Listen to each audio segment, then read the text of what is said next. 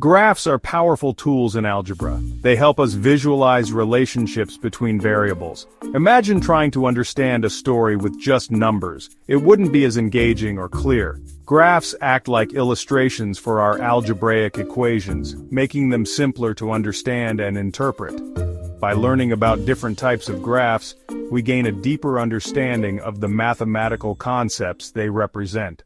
Linear functions, represented by straight lines on a graph, depict a constant rate of change. This means that for every unit increase in the independent variable, usually represented on the x-axis, the dependent variable, usually represented on the y-axis, changes by a fixed amount.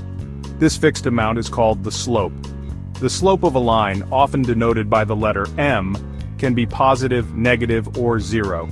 A positive slope indicates an upward trend, while a negative slope signifies a downward trend. A zero slope results in a horizontal line.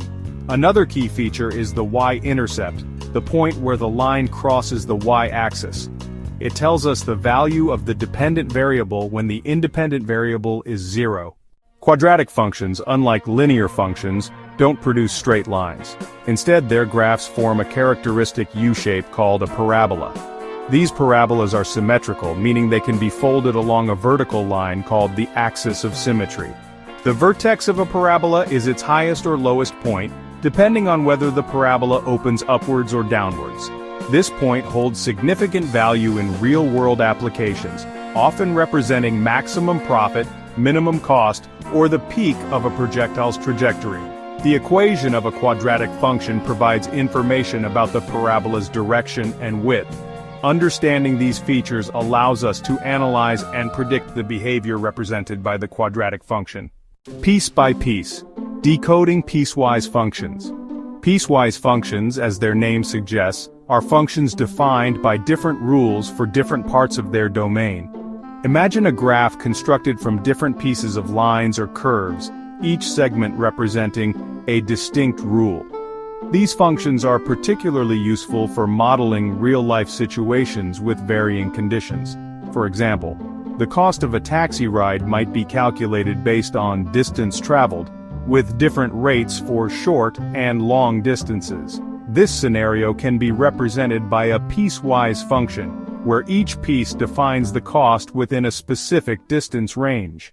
Exponential functions. Grasping exponential growth and decay. Exponential functions are characterized by their rapid growth or decay.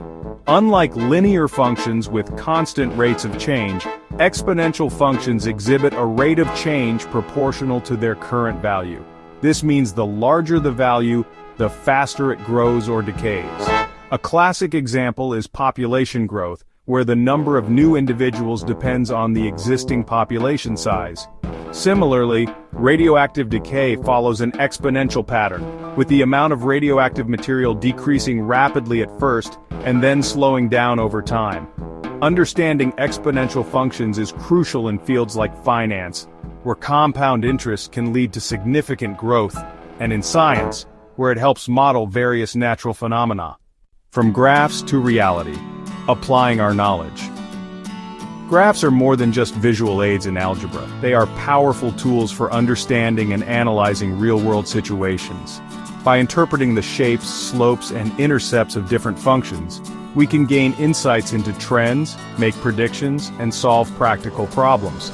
Whether it's predicting stock market fluctuations using exponential functions, analyzing the trajectory of a basketball throw with quadratic functions, or understanding pricing structures modeled by piecewise functions, graphs provide a visual and intuitive way to grasp complex relationships. By mastering the language of graphs, we unlock a deeper understanding of the world around us.